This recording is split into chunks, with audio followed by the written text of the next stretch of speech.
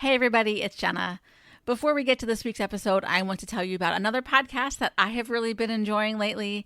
It's called Thorn in the USA. It's a satire about the far right and the anti-democratic forces in our politics, and it is hilarious. Host Corny Cole takes on the persona of a right-wing radio host, and she talks about everybody from Dr. Oz to Marjorie Taylor Greene, Ted Cruz. No one is really safe from her satire. So I know that there's a lot going on right now with the midterms coming up, and you might be feeling overwhelmed or maybe even a little depressed. It feels good to laugh about these things sometimes, and that's what I've been doing with Thorn in the USA. There's a whole season you can go and catch up on. The show is Thorn in the USA from producer Corny Cole. And thank you to Paul Kondo of the Podcast Gumbo newsletter for connecting me with Corny and putting the show on my radar. And now here is this week's Democracy Works.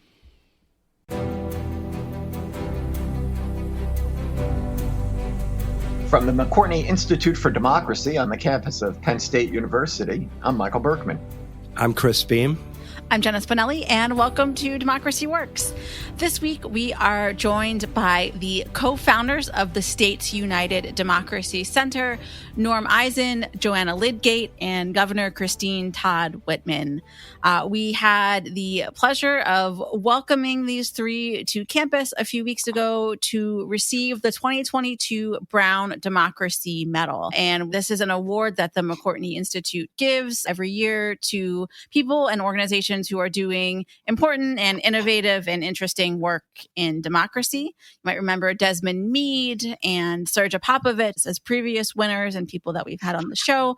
But I thought it might be good, you guys, just to talk a little bit about why we chose States United this year and, why we thought it was important to highlight the work that they're doing, particularly at this time. Yeah, Jenna, terrific winners this year. They gave a great talk on campus, and I think your interview coming up is also terrific. I think, Chris, if you agree with me on this, we chose them because we really wanted to direct attention on elections, election administration, and the challenges of the big lie. I absolutely agree. And I was actually kind of worried if people are looking for us to really, challenge these people or disagree with them, they're going to find this show very boring because all three of us really admire these people and the work they're doing. I mean, before they even came to this, they had this incredible pedigree, but taking up the cause of election administrators and working to defend them in their work on the front line of democracy, right? Job one of a democracy is to have free and fair elections. And that's under attack right now. And These people see it as their job to fight back. And we were lucky that they were willing to come to campus to accept our award. And it was really impressive to hear what they have to say. Yeah, I mean, when we came out of the 2020 election, we were quite impressed with the quality of that election, with how well people had done in administering that election under very difficult circumstances. Right. For folks that don't remember, we were in the middle of a pandemic. There were all kinds of new voting rules. A lot of the folks, many of them older, who traditionally worked the polls, were sitting this one out. Mm-hmm. So there were a lot of new people helping to turn it. And we wanted somehow, and then, of course, in the aftermath of the election, certain people around the country, high-profile people like the Secretary of State in Georgia, Raffensperger, or the governor in Arizona, Ducey, but also many, many people throughout the country working in elections had done, we thought, a really brave. I don't know if I would say brave, but had really done their jobs. They had done brave. They had done their jobs under very difficult circumstances, under a lot of pressure, under a lot of stress, and we wanted to have some way of recognizing them. But also, I think we wanted to acknowledge the work of a group that had their eyes focused on the future and on future elections. That's well said. I completely agree. I mean, we actually did think about raising up one of these people, but it was really hard to say, well, why this person and not this person when they're all kind of doing the same thing? Yeah. They're putting their responsibilities and their job ahead of any pressure to defend some kind of partisan point of view. Right. And it was very difficult to do. And these are not wealthy people. These are not well-connected people. They don't have a security guard. They're just folks who have this job, and they take their job seriously. And as a result, they had to stand up to a lot of pressure. And of course, States United as an organization and the work they're doing is so important right now because of everything we've been seeing since January 6th, where this notion that the election in 2020 has only metastasized and spread around the country and throughout the Republican Party. There seemed like this brief period of time after the events of January 6th that the leadership of the Republican Party was really going to pull back from all this. But they decided not to, and they've gone in full force, I think. Mm-hmm. It is really astonishing to me that we're 2 years out from the election, and there simply is no evidence of any kind of, steal of the election, any notion that something underhanded or illegal or anything like it happened, right? And that's despite looking under every rock to find it, right? Yeah. So just to be clear about what and I think States United sees as the issues going into this election, there's first of all to make sure that the administration of this particular election goes smoothly and people are not intimidated, that the votes are counted fairly, that the vote counters aren't intimidated. I mean, you see evidence that both voters are being intimidated and vote counters are potentially going to be intimidated. And so they want to certainly monitor and help to monitor and do what's necessary in this election. But also they're highlighting the danger of the fact that there are over 300 election deniers on the ballot right now. And I saw something today breaking it down in a somewhat different way that most of the states have an election denier in a position of authority over elections. So to be clear, that means like the governor or the Secretary of State. It could be some other offices. And this doesn't even say anything about the more local offices, the sheriffs that have increasing activism in this area and local officials of different types. The only thing I would say is that, as you see with the election deniers, this kind of multi-pronged strategy, right?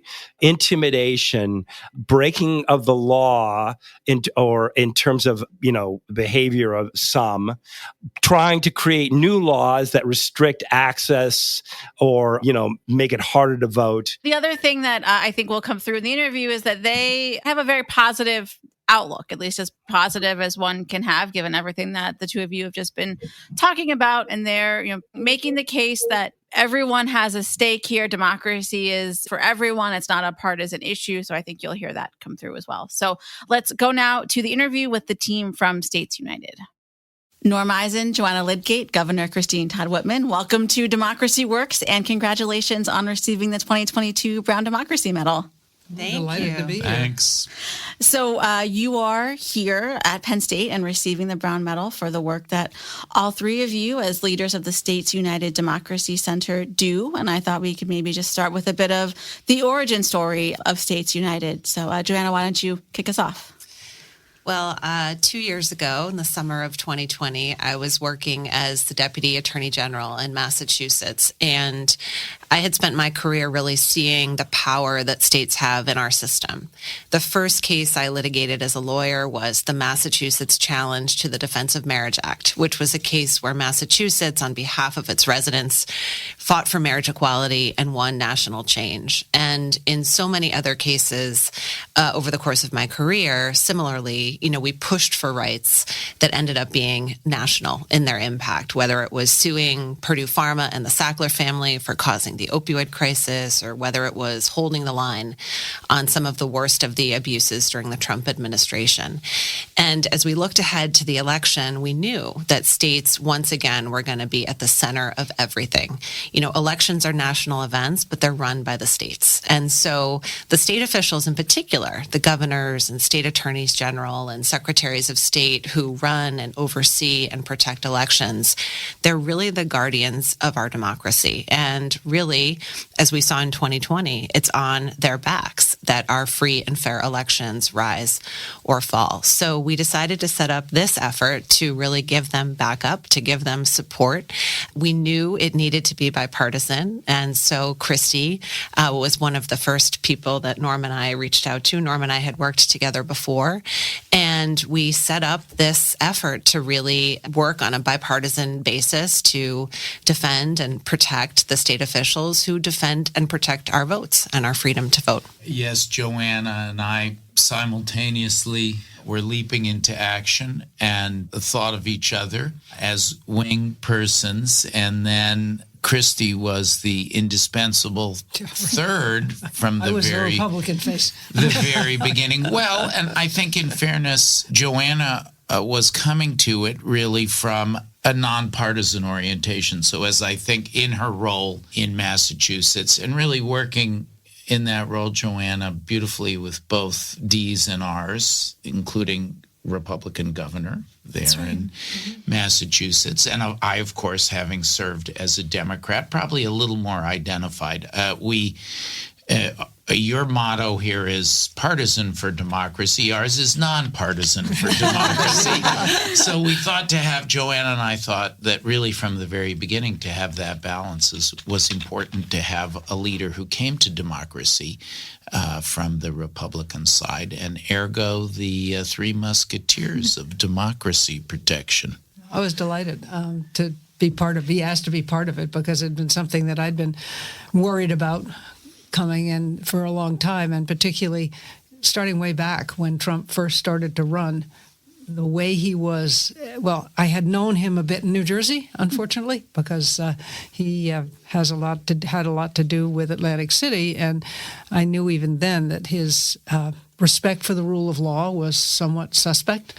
And certainly when he was running for president, you could see that. And I was very worried about what was going to happen, because when people lose respect for the rule of law, we're in a dangerous place in our democracy. So when Norm and Joanna reached out to me, I was more than happy to say, yes, I will do whatever I can to help with this effort in a bipartisan, nonpartisan way, just to get facts out to people and protect the democracy, because I have never been as scared for our future as I am now. Right. And, on that point about some of these basic tenets of democracy that you've described, you write in the book the three of you co-authored, which we'll link to in the show notes if anyone would like to check that out. But you talk a lot about democracy and anti-democracy. And it seems kind of silly on the one hand to have you define those terms, but I think at some level, like, we're kind of through the looking glass on this a little bit, in that, people who, are subscribers to the big lie, or who are pushing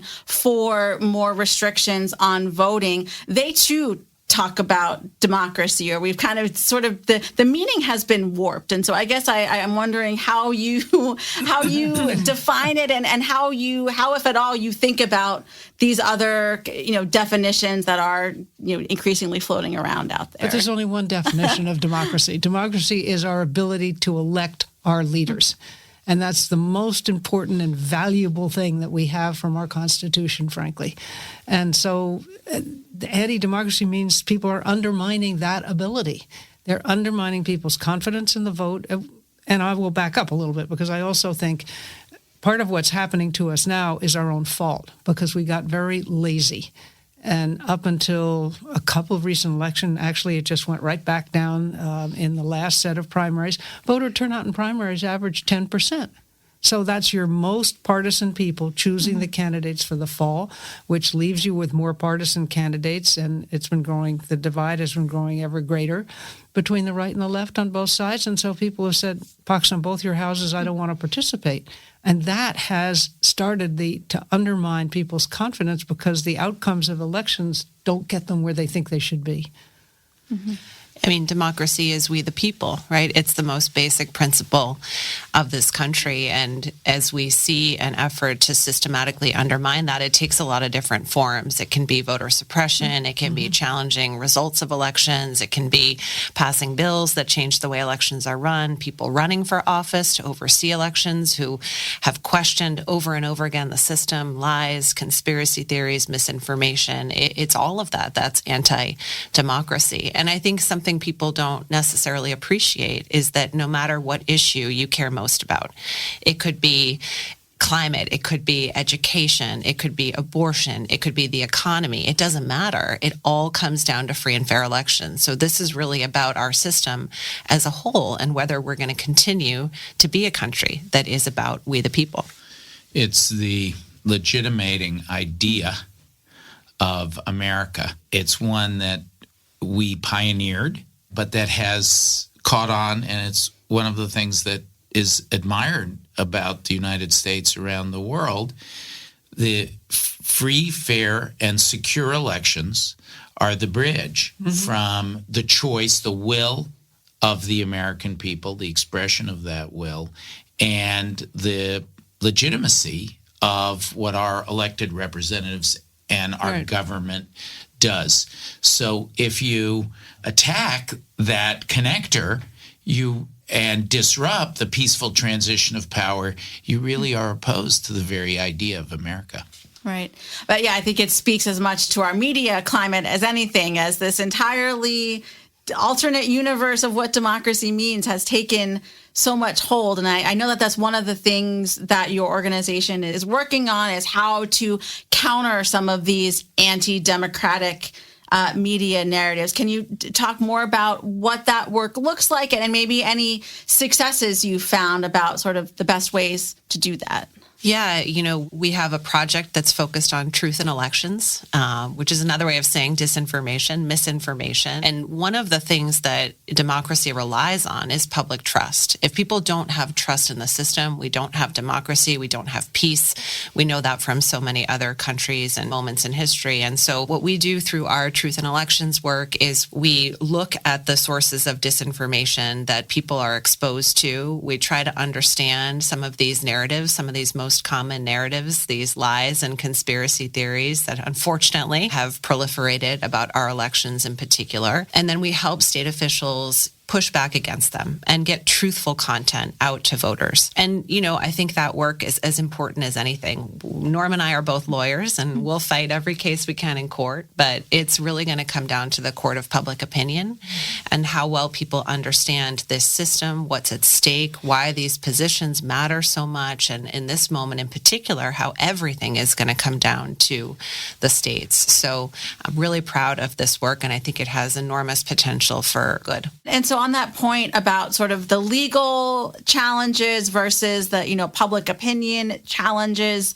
how much similarity is there between those two pillars? Does, the legal follow the media or vice versa, or is it different ways of getting at the same thing? Well, it's a chicken and an egg situation in which we're constantly considering the application of our laws, but that application takes place in a rich context of public understanding, for example. And the United States is unusual and very special in this regard. And I think that's part of the reason that the three of us are motivated to work together to protect what has made the United States such a leader since our founding.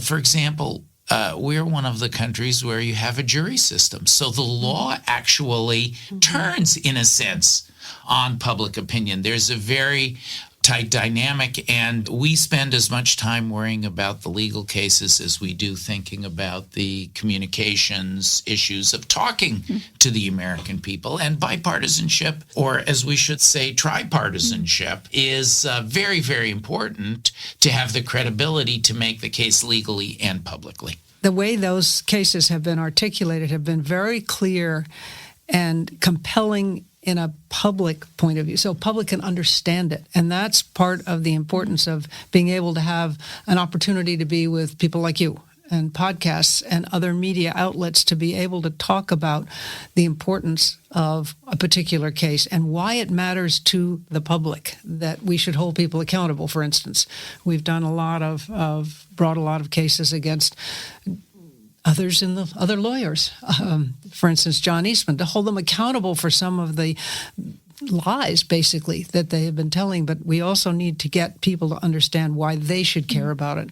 So a lot of the time is spent on explaining the message, but also I will say in the briefs that have been written by all our partners in this, because it's not just the States United people, we have partners, law firms that we work with, they have written enormously clear and direct sort of opinions, and as we've gone forward, and I'm happy to, I've signed more amicuses than I think I've ever done in my life. Even as governor, I've been involved in more lawsuits, although this time from the other side, so that's good. We'll make her a lawyer, yeah. I think it's important for people to understand that it's all connected. So, the effort to change the way elections are run, and we talk about this in the book, the bills that have been introduced all across the country to change the system, and the people who are running to oversee the system on a platform of lies about our elections.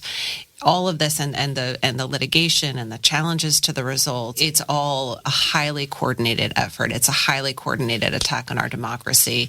And it's really important for people to be able to connect those dots. And that's why we spend so much time on educating people on the importance of the state elections. Mm-hmm. That all elections, we talk about them as being national, but they're all run by the states. And so the people that you elect to the position of governor, secretary of state, state attorney general, all have a role. It varies from state to state how much that role, what it is, and how it's divided up. But they all have an ability to affect elections. And to put somebody in those positions who doesn't believe in the system is a very dangerous. That's fox in the hen house. So as is clear, bipartisanship is at the heart of your work, but how do you square that focus with what I would also say is a clear asymmetry among the parties in terms of their support for democracy and everything that comprises it? Well, remember that 50% of registered voters today are registered independent, and over 60% of Americans, when asked, said they would welcome a third party, and they would certainly look closely at a third party, which tells you right now that the two major parties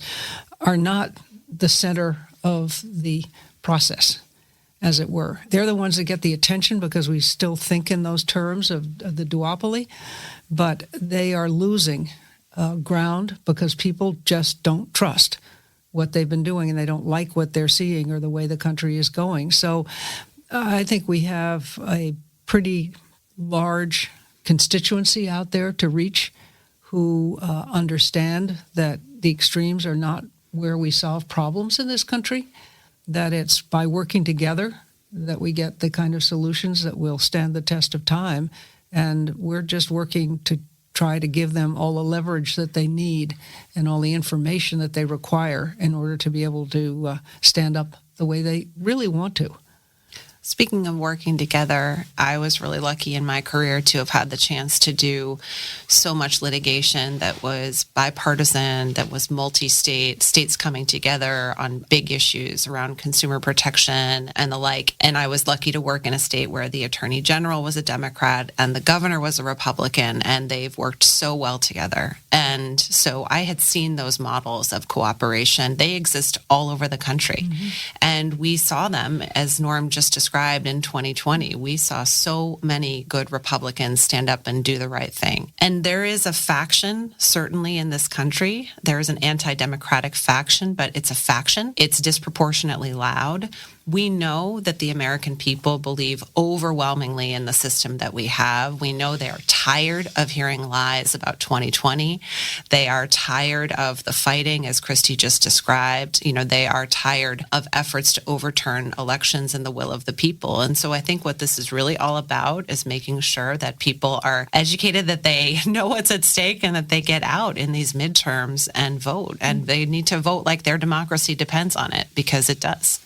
We talked recently on the show with Jessica Huseman, who works at an organization called Vote Beat, which has a lot of reporting on election administration issues. And she was talking about all of the attrition that county and local election offices have seen. And that's another way that elections are being compromised, that there's not enough people to run them, or people hear testimony, like we also heard during the January 6th hearings, about threats and all of these things. I mean, who wants to sign up for a job that doesn't pay very well and has all these other things that come with it? So I wonder if you see a role there for States United to play to help sort of tout the virtue, or kind of, I don't know, sort of similar to like the, AmeriCorps, or like all these things that try to tout the benefits of public service, if we need something like that for these election positions at the county level, et cetera.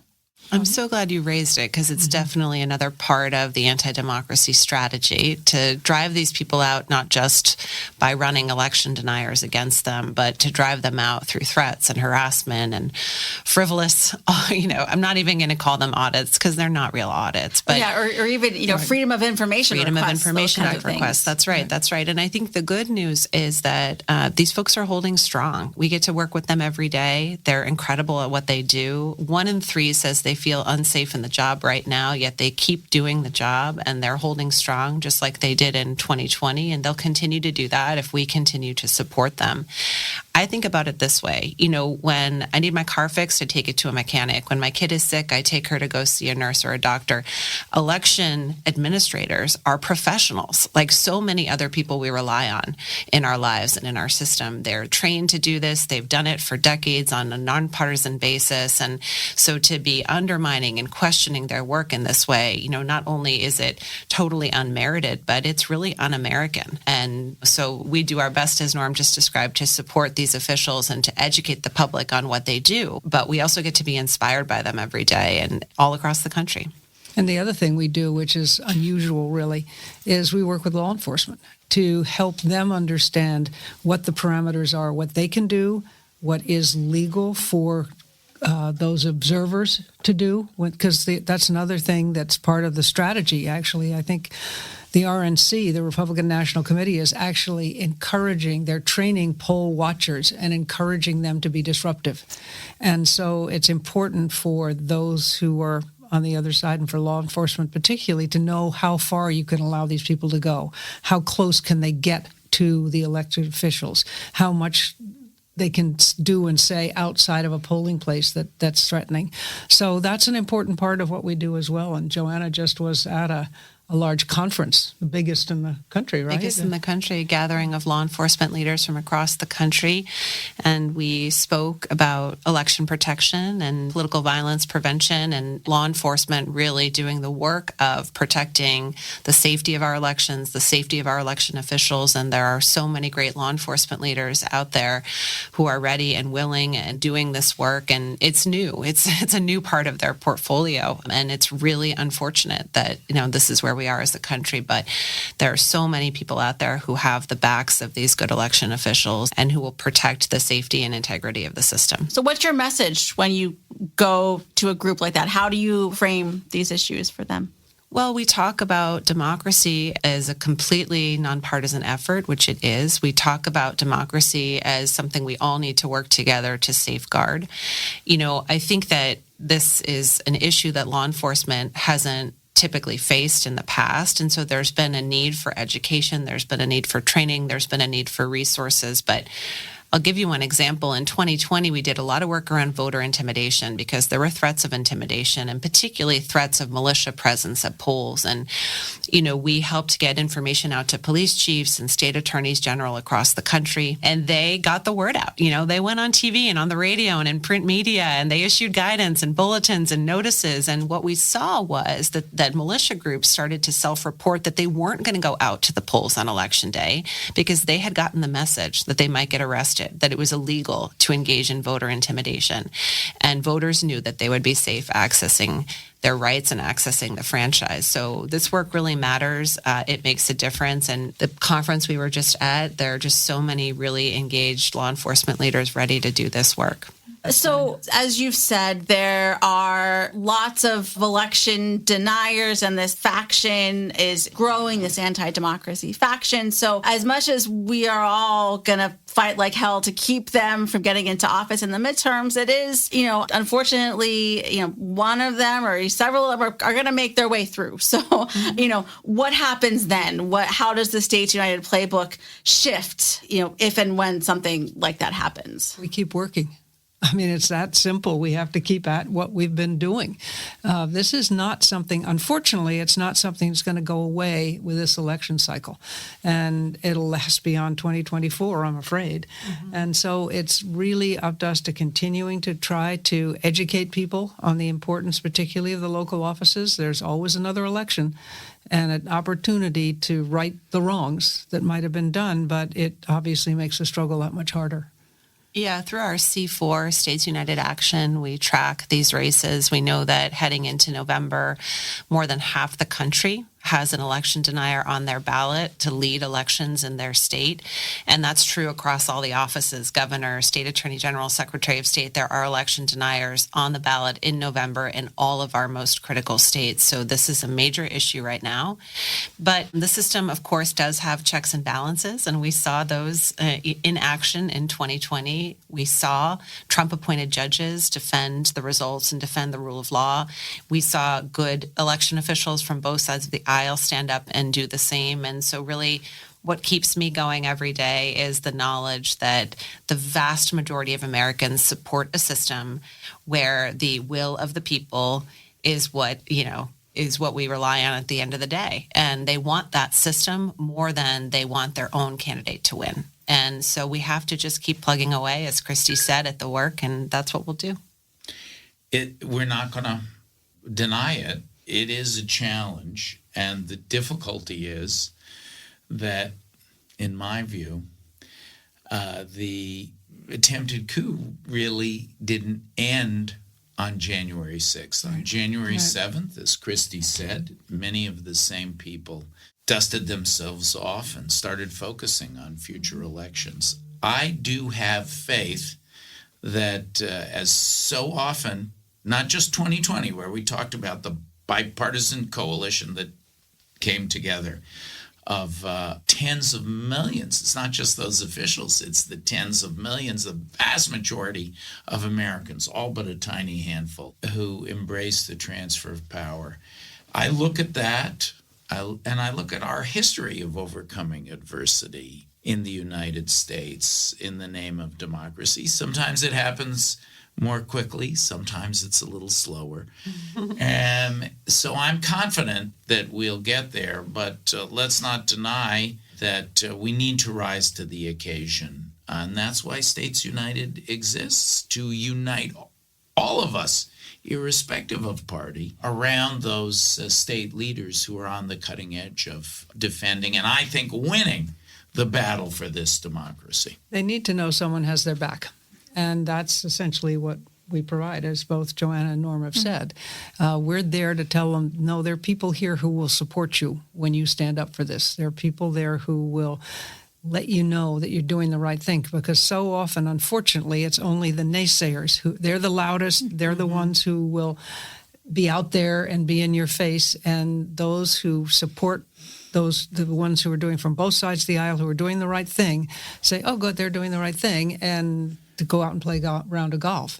Well, you can't do that. You got to be there constantly for them. You've got to be re-emphasizing, stand up for democracy. That's what's important, and we understand what you're doing, and we will help and support you in any way we can. I think that is a fantastic place to end it. Governor Whitman, Joanna, and Norm, thank you all so much for joining us today. Pleasure. Thank you. Thanks for having us. So, terrific interview. And I think the quality of these three people really comes through. Passionate and smart. But they are hopeful. And Michael, I'm not sure that you share the same sense of hope about the election that's coming up tomorrow, as far as when this podcast is released. Do you think people are going to be voting for democracy in this midterm? Well, I'm skeptical that people are going to be voting on the basis of democracy, but why would they? I don't know that the election's really been covered as though democracy is really on the ballot. And so, certainly some Democrats have talked about this at various times. I noticed in this last week of the campaign that they're coming back to this democracy theme quite a bit. Barack Obama out on the trail has been quite passionate about it. Joe Biden has been talking about it. Certainly in this state, Josh Shapiro has been talking about it. But, for lower information voters, for the people that are really just now the people that don't have the strong partisan attachments. And the people who are going to make or break these elections. Yeah, people are going to, who, in part are going to make a real difference. I don't know. Does the media really cover this as though this is a potentially, existential democracy election for our democracy? I don't know that the mainstream media believes it that way. Maybe existential is too strong, but the election of a lot of people who are very clear that they're not going to be impartial when it comes to counting the votes for the next election would, I think, be a serious crisis for democracy. But I'm not sure they're going to vote on the basis of it. And a poll in the New York Times a few weeks ago didn't give a whole lot of evidence that they would. Experimental evidence that I've seen doesn't give a whole lot of a reason to believe that they will. But, on the other hand, you talk to a lot of Democrats that are very concerned about it. The other reason is, you have a byline every couple days and you got to come up with something. And here's this event that's new and you can talk about it, right? I mean, I'm not saying journalists are lazy, but they are constrained to talk about things that are new, and talking about like democracy being on the ballot is just a harder story to write. Well, especially at a time when people are, hurting. I mean, this is a very challenging time for people coming out of COVID with frightening international events, and inflation is higher, right? Yeah. I mean, gas does cost more. There's no two ways about it. And if you're on a limited budget, the difference between $3 and $4 a gallon makes a big difference. Right. People feel price changes. Anyway, but I also, it is important to, first of all, the election's tomorrow. There's one thing that all of us can do, and that's vote as if democracy matters, because it does, and it's on the ballot. But States United is very sophisticated and very multi-pronged in their approach to this, right? They went and they just had gone to a conference of police officials. Yeah, I remember, yes. And there was over 1,000 there. And they just made the case that, this is what you need to be worried about. And they just told them, here's what the law says. Here's what these people can and cannot do. Yeah, so I'm glad they're talking to that audience, Chris, because many of them may well believe the big lie themselves. I have no doubt that that's true among the law enforcement community, right? But even if they do, there is prudent and legitimate to remind them of their responsibilities to enforce the law. Well, and so we're a week out from the election, Chris, and there have already been these reports of heavily armed, camouflaged, or, in those kind of pseudo-military kinds of outfits. Cosplay. That we're increasingly seeing among sort of militia types. Who have been intimidating voters. The courts today, actually, a federal judge in Arizona ruled that they had to move far away from the drop boxes. But, as we get closer and closer to the election, I know this is coming out the day before. I hope tomorrow is as smooth as could be. Yeah. But law enforcement's going to be, invaluable here. And people have to know, if they feel intimidated at the polls in any way, that's a violation of the Voting Rights Act, as I understand it, and which still exists. Yep. And so they need to call law enforcement. No, and the other thing is that, people, this is your, call to just not accept any of that intimidation and just go and exercise your right to vote. You mentioned the courts. That's the other thing that, especially Norm Eisen, he was the lead of Trump's first impeachment. And, he's a distinguished lawyer. And he is most engaged in the other prong of States United approach, which is to demand accountability. So when somebody breaks the law, they need to be held accountable. And when they break a law that undermines election integrity, then that becomes a States United thing. And I think the work that this group is doing and its subsidiaries is, to try to be ahead of the curve on these things. And I hope that we can be too. And I know we've been trying to, because we've been talking about some of these issues for quite a while. It's absolutely true that whatever happens in 2022 in the election that's going to happen tomorrow, it is a certainty that some election deniers are going to win office. And so, it is not going away. These problems are not going away. If anything, they are, as you say, metastasizing and getting worse. I think it's a good kind of note to close on, because Jenna asked Christine Todd Whitman kind of a very similar thing. And what happens, if this doesn't work? What happens if election deniers get into power, et cetera? And, Christine Todd Whitman said, we keep working. It's that simple. And I thought that was a very good answer, because really, A, there's no alternative, but B, it's about accepting that that's where we are, and accepting that, if we're going to defend democracy, we have to be in for the long haul, and it's not going to be easy. Yeah. So, we'll just keep on it at Democracy Works and on all of these issues. So for Democracy Works, I'm Michael Berkman. I'm Chris Beam. Thanks for listening.